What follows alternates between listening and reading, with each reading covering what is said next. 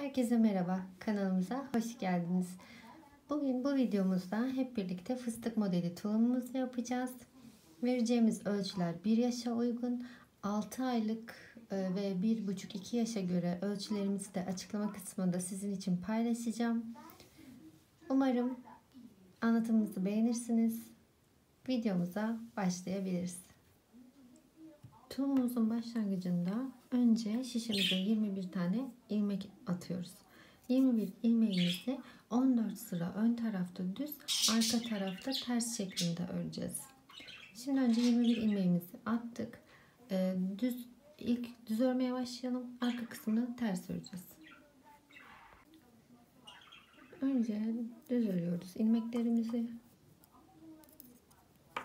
21 ilmeğimizi ön tarafta düz öreceğiz.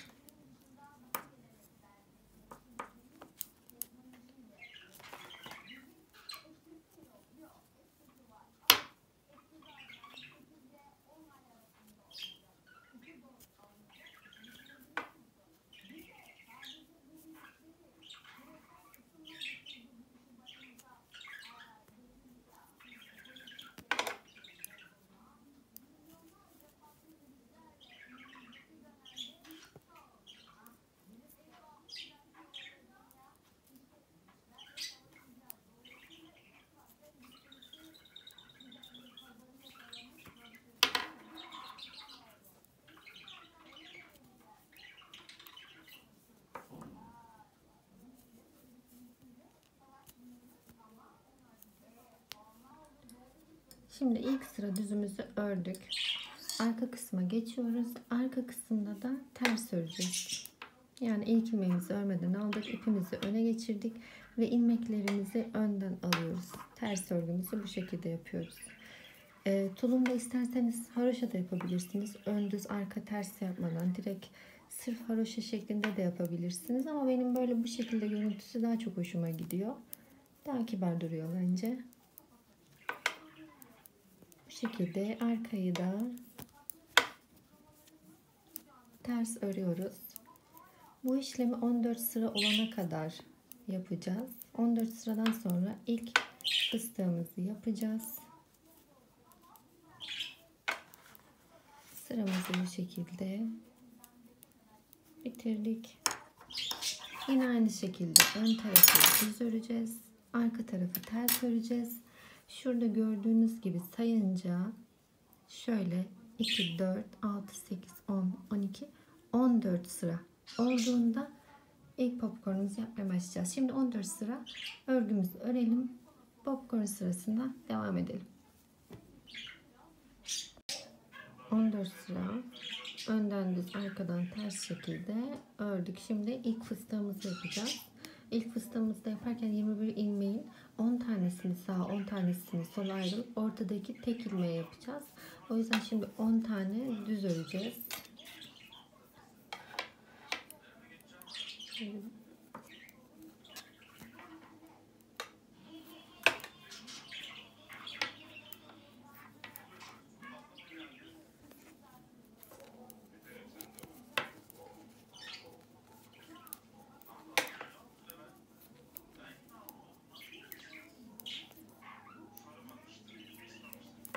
10 tane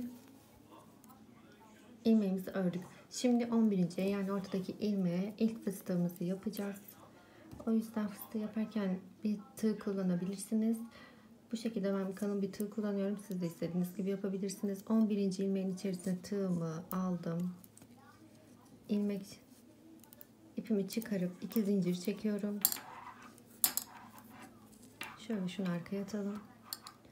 Daha sonra ipimi dolayıp aynı ilmeğin içerisinden şöyle 2 kere çıkardığım trabzanı yapıyorum. Bu ikinci oluyor zincirimle beraber. Yine aynı şekilde ipimi doladım. Aynı boşluğa batıp 2 kere çıkardım. Trabzanımı yaptım. Yine bir kere daha şu şekilde çıkardım. Ve bu dördünü bir alıyoruz. Ve bu çıkardığımız ilmeği hemen diğer yan şişimize geçiriyoruz. Şöyle. Ve bunu bırakıyoruz. İlk popcornumuzu böylelikle yapmış olduk. Diğer 10 ilmeğimizi normal örüyoruz.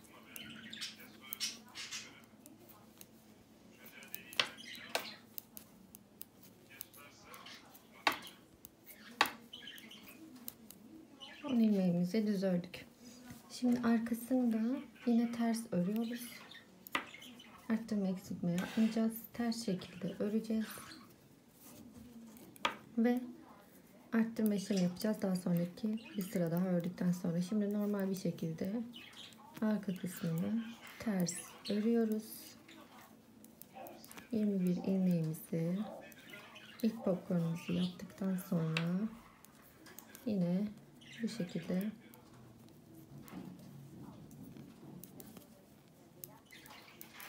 yapıyoruz.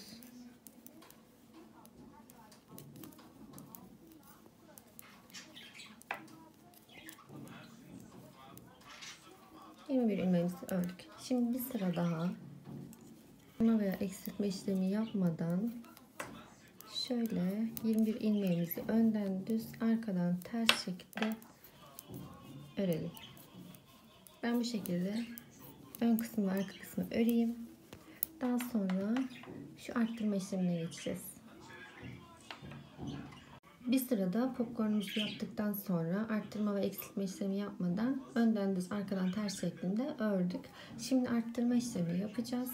Sağ taraftan 20 ilmek, sol taraftan da 20 ilmek arttıracağız. Şimdi arttırma işlemini şu şekilde yapalım. Birinci ve ikinci ilmeğin arasından şişimi geçiriyorum. İpimi doluyorum ve çıkarıyorum. İlk ilmeğimi arttırmış oldum. Şimdi bu ilmek ve diğer ilmek arasından geçirip şöyle şişimden şu şekilde geçiriyorum. Yine aynı şekilde ilmek aralarından ilmek çıkarıyorum.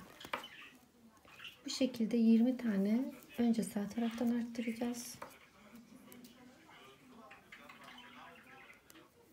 Daha sonra sol taraftan da 20 tane arttıracağız.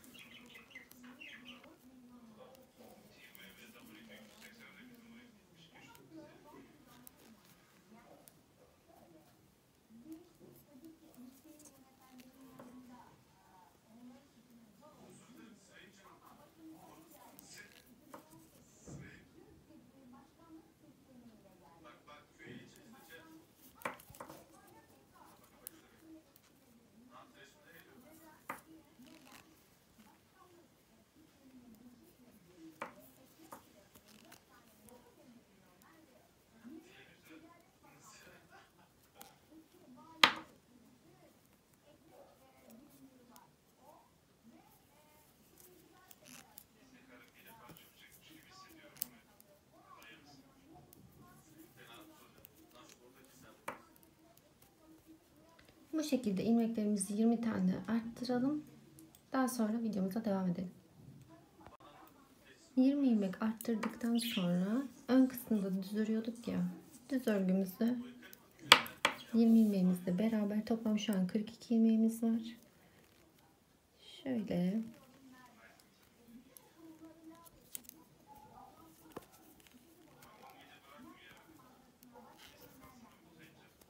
örüyoruz. 20 ilmeğimizi de normal önde ördüğümüz gibi düz şekilde örüyoruz.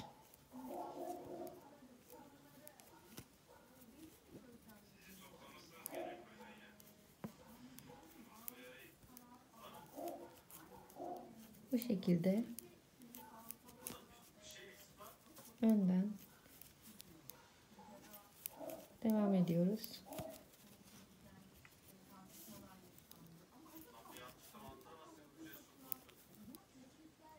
Bu şekilde sıra sonuna kadar düz örmeye devam edelim. Sıra sonuna kadar 20 ilmeğimizi arttırmıştık. Düz şekilde ördük. Şimdi sol taraftan 20 ilmek arttıracağız. Onu da arkadan ilmeğimizi yine aynı şekilde bu iki ilmek arasından çıkartarak yapmıştık ya. Burada da yine aynı şekilde iki ilmek arasından ilmek çıkararak 20 tane arttırma yapacağız.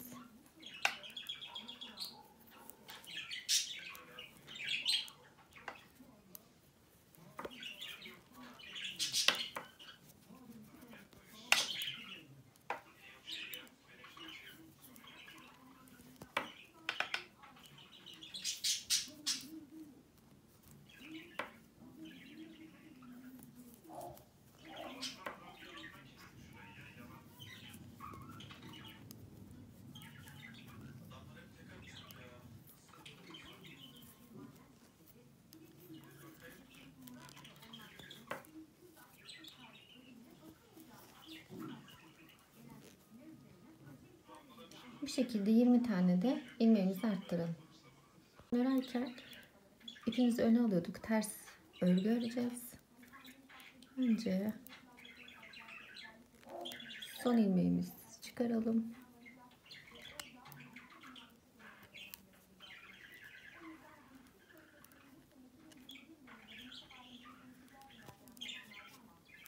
İpimizi öne aldık. Ters örmeye başlayabiliriz.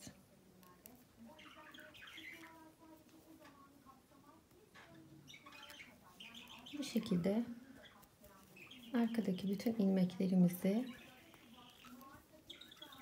ters şekilde örüyoruz. Artık buradan sonra hiçbir arttırma eksiltme işlemi yapmayacağız. Şişimizde toplam 61 tane ilmeğimiz olacak. Bu bizim için yeterli. Bu şekilde arttırdığımız ilmekleri de örüyoruz. Önde düz, arkada ters örgü yapıyoruz modelimizde. Şimdi bu arttırma işleminden sonra, şimdi bu kısmı da sıra sonuna kadar yine ters öreceksiniz. İlk popcorn'a kadar arttırmadan sonraki ilk fıstığı yapmak için şurada 1, 2, 3, 4, 5 sıra ilerlememiz gerekiyor. İlk sırayı zaten örmüştük. Şimdi 4 sıra daha öreceğiz. Şuradan saydığımızda 5 tane olduğunda ilk popcornumuzu yapmaya başlayacağız. Şimdi birkaç sıra ben öreyim. Popcorn yapımına videomuzda devam edelim. Sıramızı ördük. Şimdi ilk popcornumuzu, yani ilk fıstığımızı yapmaya başlayacağız. O yüzden önce 5 tane normal düz ilmeğimizi örüyoruz. 3, 4 ve 5. İlk sırada yaparken, yani ilk fıstığımızı yaparken 5 tane ilmeğimizi örüp 6.'ya yapıyoruz. Böyle 6. ilmeğimizin içerisinden ipimizi geçirip 2 zincir çekiyoruz. İpimizi dolayıp 2 kere de çıkardığımız, şunu bırakmıyoruz. Sık iğnemizi yapıyoruz. Pardon, trabzanımızı yapıyoruz. Yine aynı şekilde bir kere daha, 2 kere de çıkardığımız zincirimizle beraber, en başta çektiğimiz 2 zincirle beraber 4 tane trabzan yapıyoruz. Ve en son bu 4 trabzanımızın içinden ipimizi geçirip bunu bırakıyoruz ve buradaki ilmeğimizi de şişimize geçiriyoruz. Ve ilk popcornumuzu da bu şekilde yapmış olduk. Şimdi arada 9 ilmek örüyoruz. 1, 2, 3, 4, 5, 6, 7, 8 ve 9. Şimdi 10. yapacağız. Sadece en başta 5 ilmek örüp 6.'ya battık. Çünkü sonda eşit olması gerekiyor diye. Aralarda hep 9 tane örüp 10.'ya batacağız. Yani 10.'ya fıstığımızı yapacağız. Yine ipimize 2 zincir çektik. Aradan ipimizi yine geçirip 2 kere de çıkardığımız trabzanımızı yaptık. Zincirle beraber 2 oldu. Şimdi 3.'sünü yapıyoruz. Ve 4.'yü de yapıp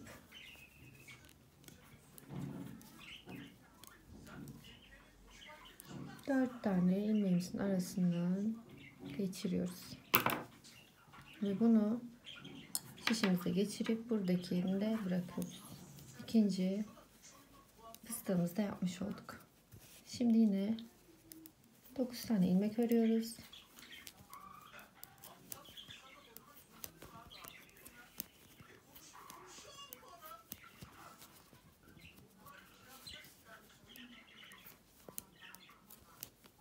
9 tane ördük ve 10.'unun içerisinden popcornumuzu yapıyoruz.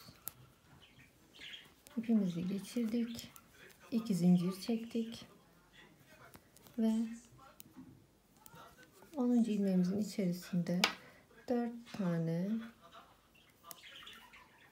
zincirimizle beraber olacak şekilde trabzan yapıyoruz.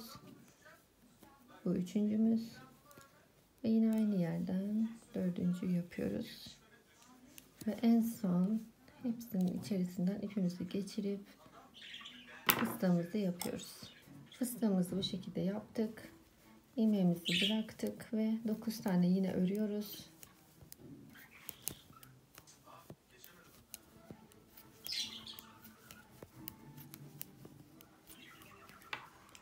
Dokuz tane ördük. 10.'unun içerisine yine popcornumuzu yapıyoruz. 2 zincirimizi çekip aynı 10. ilmeğimizin içerisine trabzanlarımızı yapıyoruz. Zincirimizle beraber 4 tane olacak.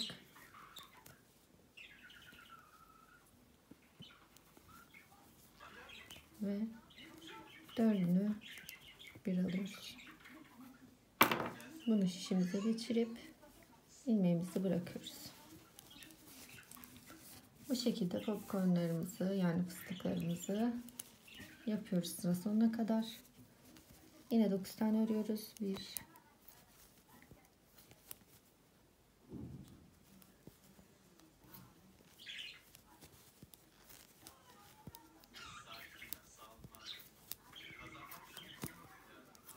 9 ördük.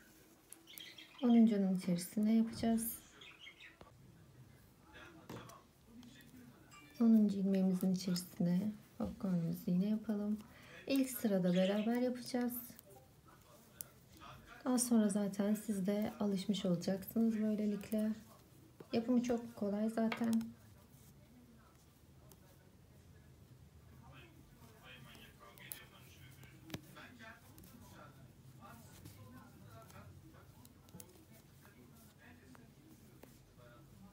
Dördünü alıyoruz.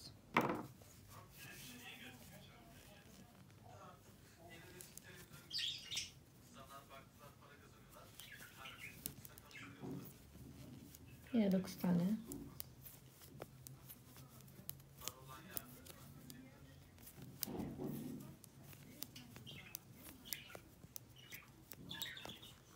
Dokuz tane örüyoruz. Şimdi fark ettiğiniz gibi zaten sonda 6 tane ilmeğimiz kalıyor. 10'uncunun içine yapacağımız için en başta yaptığımız gibi 5 tane örüp 6. yapıyorduk ya. Sonda da aynı şeye denk geldi ve popcornlarımız eşit oldu yapım yeri. 2 tane zincir çekiyoruz. Aynı boşluğa zincirle beraber 4 tane trabzanımızı yapıyoruz.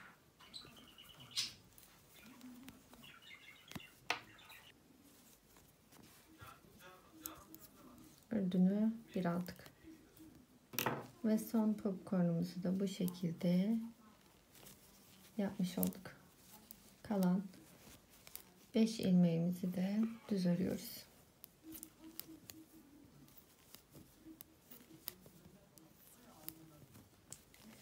Bu şekilde popcornlarımızı da yaptık. Fıstıklarımızın yapımı tamamlandı. Şimdi arka kısımda yine aynı şekilde ters örgümüzü yapacağız. Ve şöyle göstereyim. Arka kısımda şu şekilde ters örgümüzü yapmaya devam ediyoruz. Popcornumuzu da aynı şekilde yaptığımız ilmeği de ters örüyoruz. Bu şekilde sıra sonuna gelin. Arka sırasını ördükten sonra ön kısma geldik. İlmek sayımız 61'di. Arttırma ve eksiltme yapmadan şimdi 9 sıra düz örgü öreceğiz. Yani iki popcorn arasındaki o boşluğu yapacağız. Onu 9 sıra bize yeterli oluyor. 9 sıra ördükten sonra 10. sırada popcorn yapmaya, yani fıstığımızı yapmaya devam edeceğiz. Şimdi 9 sıra ilerletelim ve ikinci sıradaki popcornumuzun yapılışına geçelim. Şimdi 9 sıra popcornumuzu yaptıktan sonra ördük. Şuradan itibaren sayınca 2, 4, 6, 8, 9 sıra örmüş olduk. Şimdi bu ikinci popcornumuzu yapmaya başlayabiliriz. Bunu yaparken de öncelikle 10 tane ilmek öreceğiz. 10 tane ilmeğimizi örüyoruz.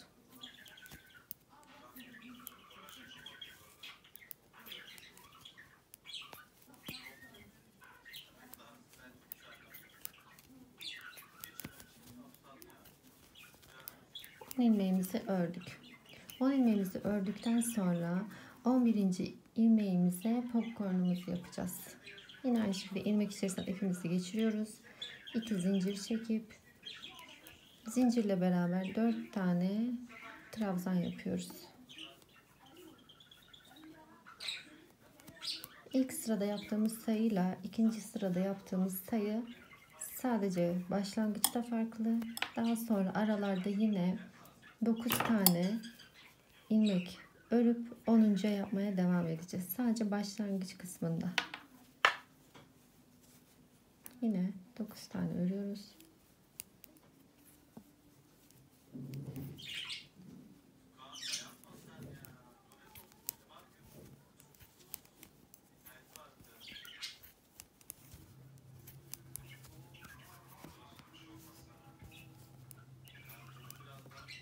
Tane ördük. 10'uncunun içerisine popcornumuzu yapacağız. Yine zincir çekiyoruz. İlmeğimizden ip geçirip zincirle beraber 4 tane trabzanımız olacak.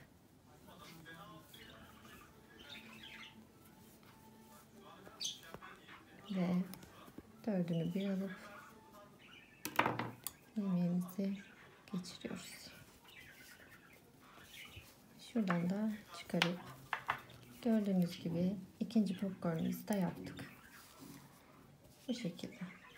Şimdi sıraya devam ederken yine aynı şekilde 9 tane örüp 10'uncuda popcorn, 9 örüp 10'uncuda popcorn, 9 örüp 10'uncuda popcorn yapıyoruz.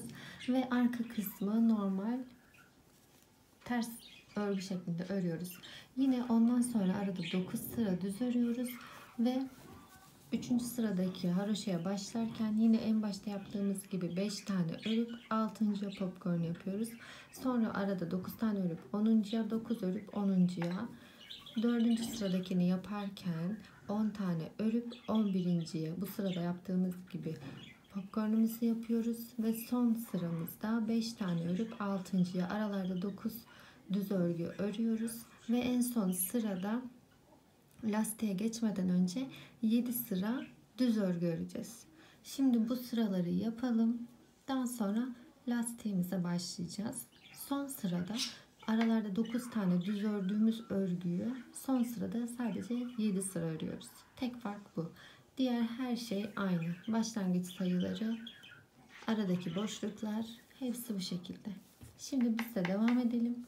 Son sırada bu lastiğimizin işte 7 tane ördüğümüz düz örgümüzü de örüp lastiğe geçme işlemine başlayabiliriz. Evet, gördüğünüz gibi popcornlarımızı, fıstıklarımızı yaptık. Söylediğimiz gibi şimdi son sırada 2, 4, 6, 7 tane ördük. 7 tane bunu ördükten sonra lastik yapımına başlayacağız. Lastik yapımını yaparken şöyle yapıyoruz. Önce ilk ilmeğimizi örüyoruz.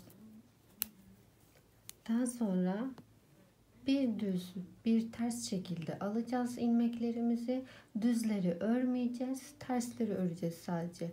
Önde ilk başlarken düz olarak ilmeğimizi alıyoruz. Yani düz ilmeğimizi örmüyoruz. Diğer ilmeğimizi ters şekilde öreceğiz. Yani ipimizi öne alıp ters ördük. Aynı şekilde hemen yanındakini düz alıyoruz. Örmeden alıyoruz yani. Diğerini ters örüp alıyoruz. Bir düz, bir ters. Bir düz, bir ters. Düz, ters. Bu şekilde ön sıramızı tamamlıyoruz.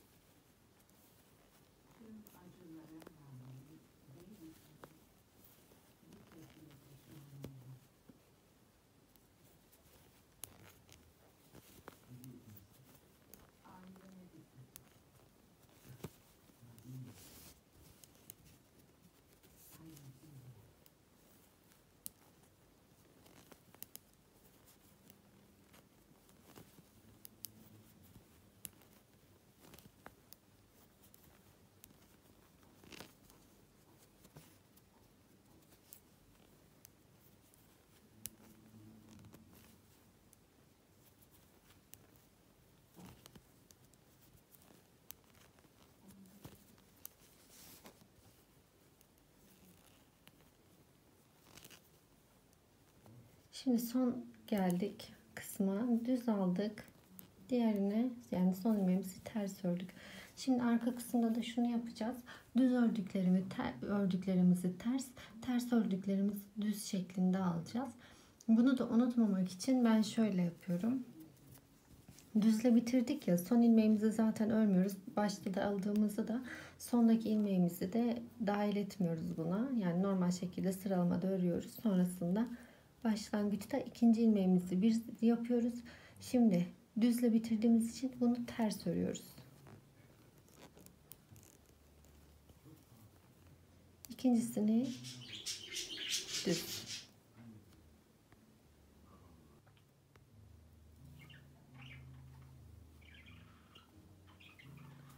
Düz almıştık. Şimdi ters. Düz. Düzleri örmüyoruz.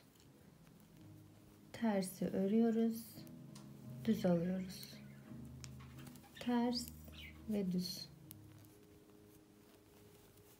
Lastik kısmımızı da bu şekilde örüyoruz.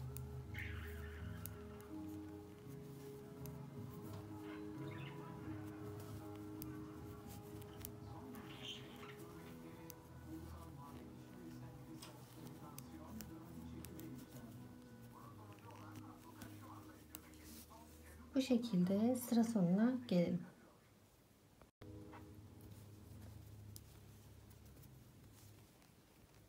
Son kısımda düz, ters ve düz son ilmeğimiz. Bir kere daha bu başlangıcı göstereceğim. Başlarken ilk ilmeğimizi alıyoruz. Tersle bitirmiştik. Önde hep düzle başlıyoruz. O yüzden örmeden alıyoruz ve yanını ters. Düz, ters. Bu şekilde lastik kısmını yapacağız. Lastik kısmını da toplam şöyle 2, 4, 6, 8 sıra öreceğiz. 8 sırada lastik kısmını örelim. Daha sonra kapatma işlemini yapalım. 8 sıra lastik kısmını ördük. Şimdi kapatacağız. Kapatma işlemini de şöyle yapıyoruz. 2 ilmeğimizi bir alacağız. Daha sonra şişimize geçirip tekrar 2 ilmeği bir.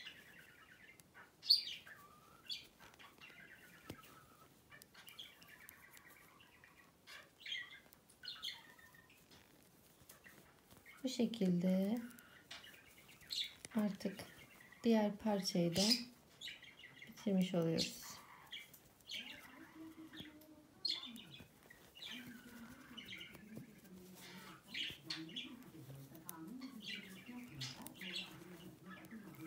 İlmeği bir ala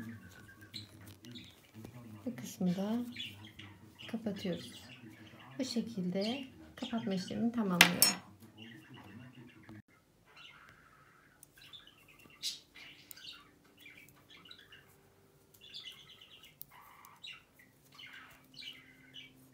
Son kısmı da kapatıyoruz.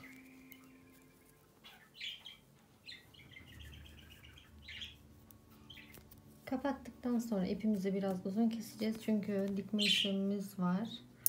O yüzden biraz ipimizi paylı keselim. İpimizi kestik. Şimdi birleştirme işlemi yapacağız. Birleştirme işleminde ilk olarak sadece yan kısımlarını birleştiriyoruz. Daha sonra bacak kısmında lastik örgü yapacağız. Önce o yüzden şu yan kısımlarını şu şekilde koyacağız.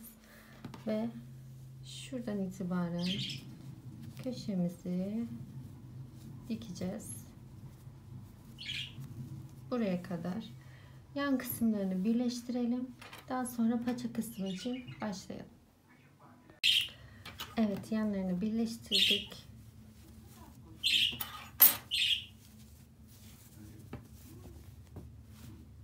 Ve şortumuzu bu şekilde, tulumumuzun şortunu bu şekilde birleştirmiş olduk.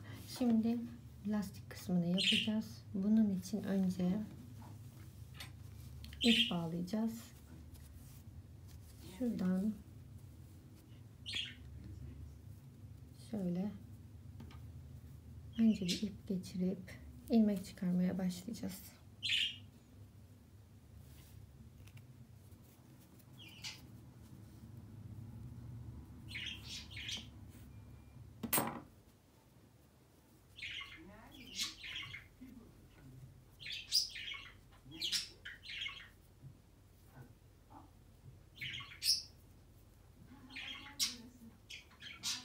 Bu şekilde.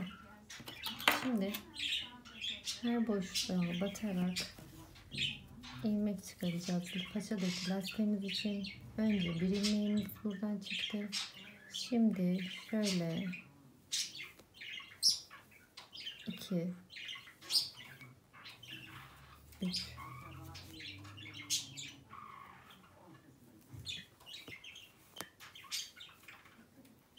4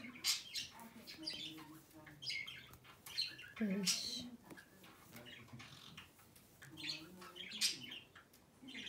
Toplam lastik kısmı için çıkaracağımız ilmek sayısı 59 tane olacak. Her şöyle ilmek arasına batarak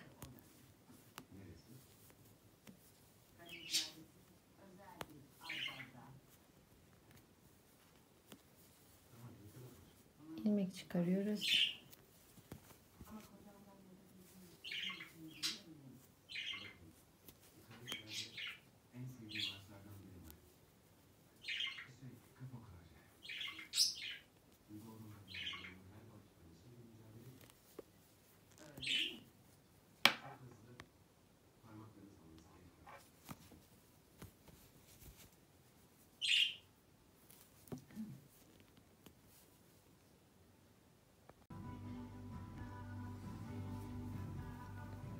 Bu şekilde ilmeklerimizi çıkarmaya devam ediyoruz.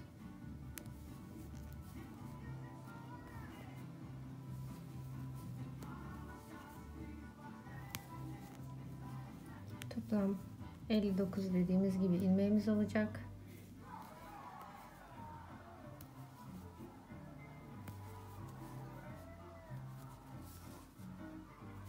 İlmeklerimizi buraya kadar çıkarmaya devam edelim. 59 tane ilmeğimizi çıkardık.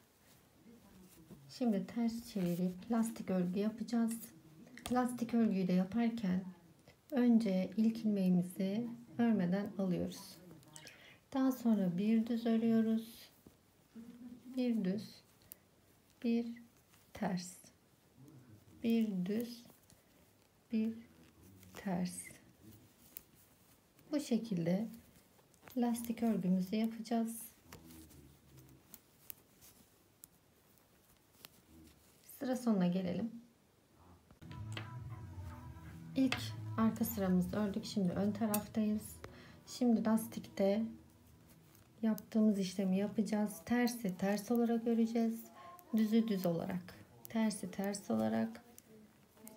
Düzü düz olarak öreceğiz.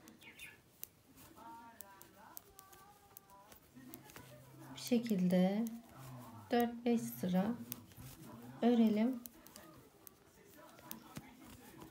Daha sonra paçayı da bitirelim. Tersleri ters, düzleri düz örüyoruz.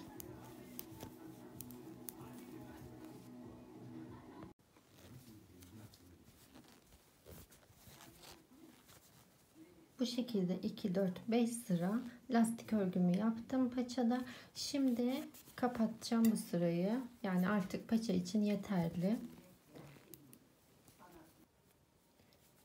Kapatma işlemini yine aynı şekilde 2 ilmeğimi bir alarak yapacağım.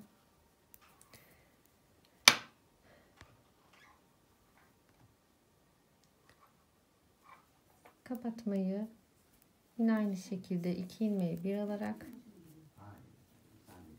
yapıyoruz.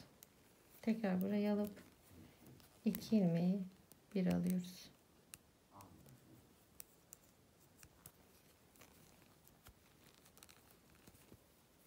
Bu şekilde paçamızı da bitirelim. Diğer paçaya da aynı işlemi yapalım.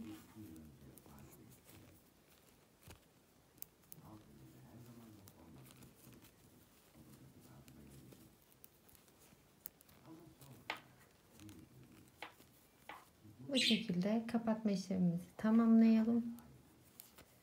Daha sonra burada çıkardığımız ilmek gibi, yani bu paçada çıkardığımız ilmek gibi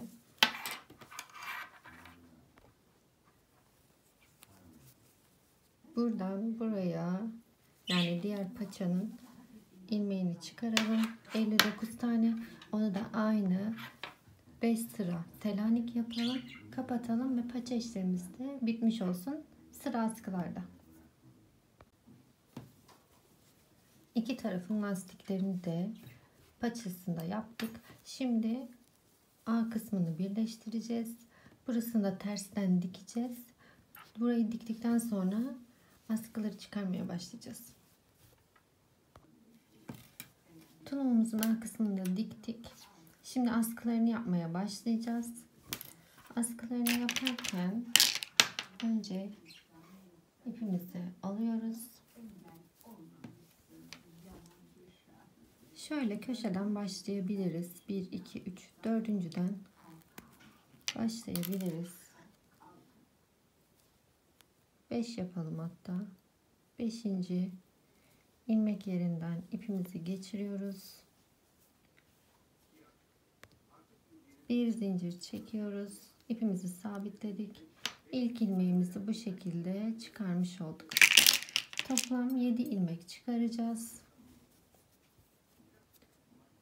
7 ilmek, 8 ilmek yeterli olacaktır. Evet, 8 ilmek yeterli.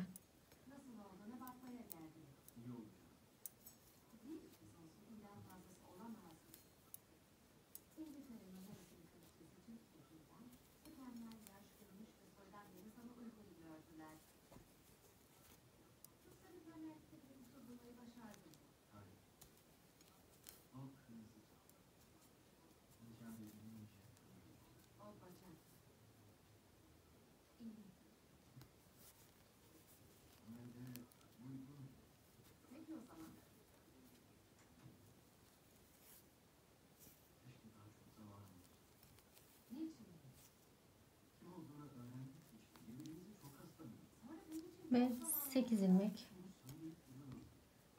çıkardık.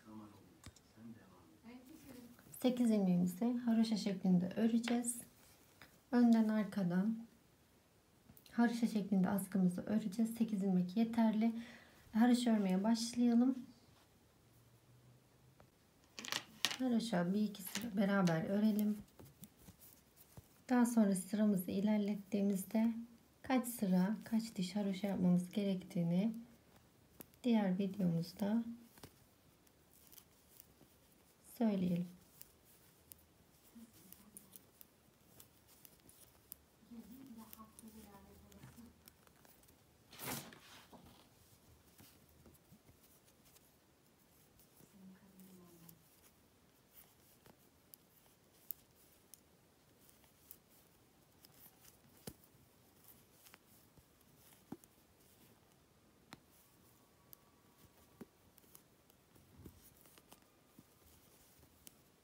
Bu şekilde haroşa örmeye devam edelim.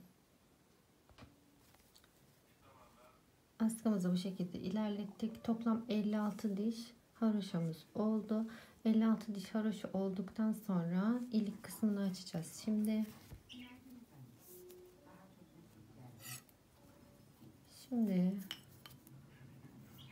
birinciyi alıyoruz.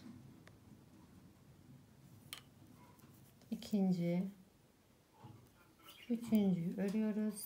Bir kere ipimizi dolayıp iki tanesini bir keseceğiz.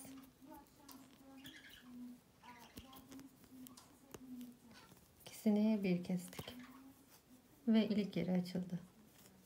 1 2 3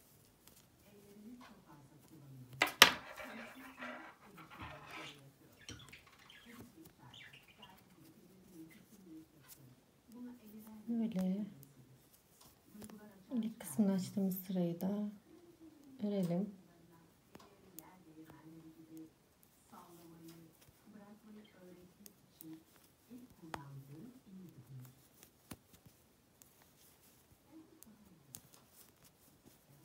Bu şekilde ilik kısmını açtık. Şimdi iki sırada böyle haroşamızı örüp artık askıyı kapatabiliriz.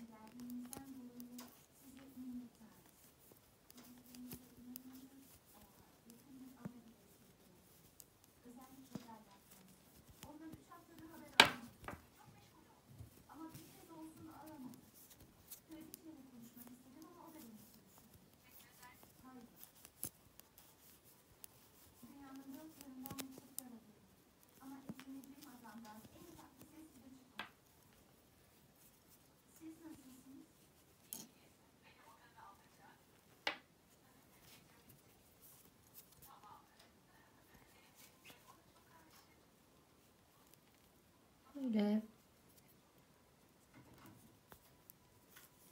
bir tane daha örüp kapatalım.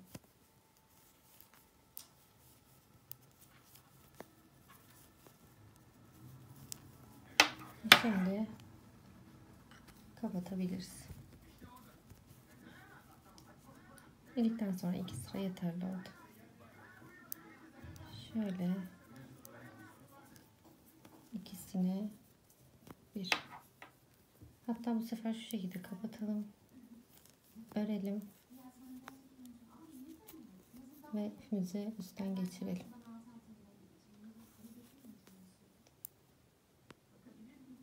Bir tane daha örelim. Ve içinden geçirelim.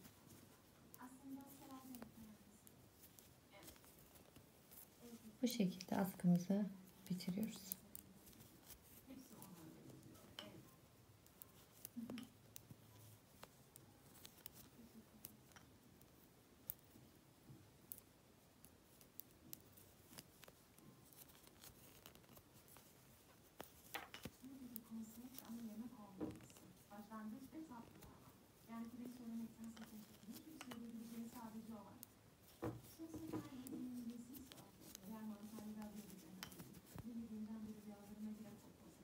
Ve bitti.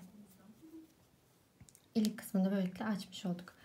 Şimdi diğer kısımdaki, yani sol taraftaki askıyı yapacağız. Onu da aynı şekilde 56 sıra örüp ilik kısmını açacağız. Sonra 2 sıra örüp kapatacağız. Ve düğmeleri de diktikten sonra artık tulumumuz bitmiş olacak. Diğer askısını yapalım. Ve tulumumuzun son hali bu şekilde. Düğmelerimizi de taktık. Askılarımızı bitirdikten sonra düğmelerimizi taktık. Ve artık tulumumuzun son hali bu. Umarım anlatımımızı beğenmişsinizdir. Tekrar yeni bir modelde görüşmek üzere. Deneyecekleri şimdiden kolay gelsin. Hoşça kalın.